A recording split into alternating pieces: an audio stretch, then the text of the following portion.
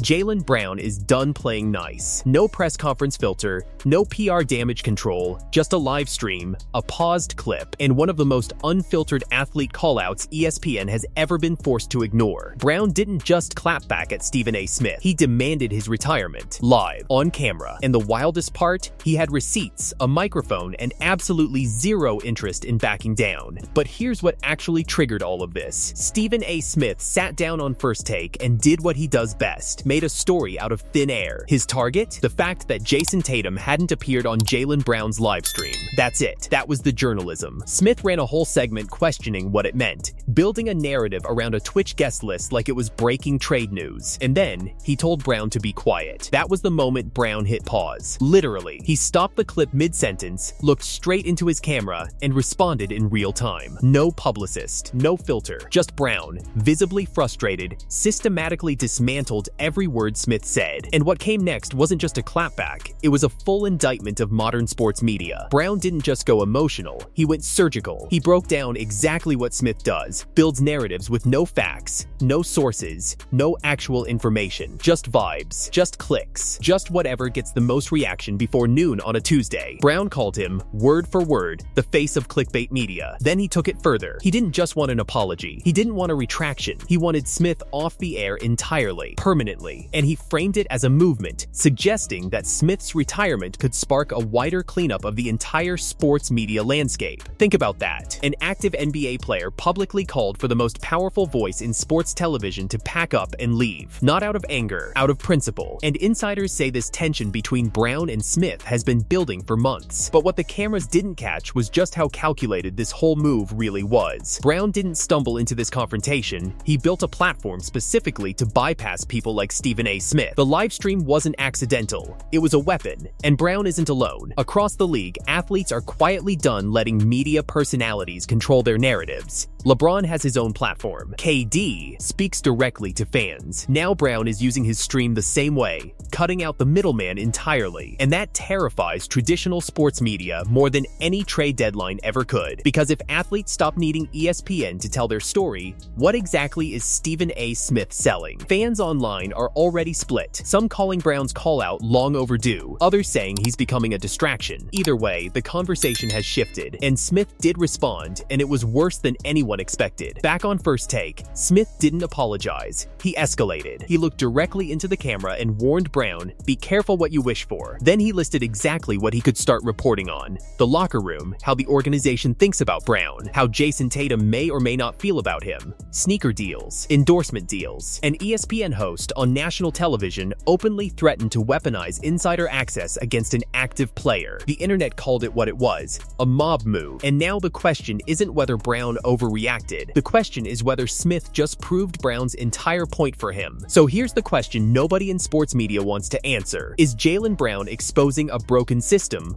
or is he becoming the very distraction he's accusing Smith of creating? One thing is certain, athletes are no longer waiting for permission to speak. The media landscape is shifting, and if Brown has anything to say about it, Stephen A. Smith's era of unchecked narratives might already be over.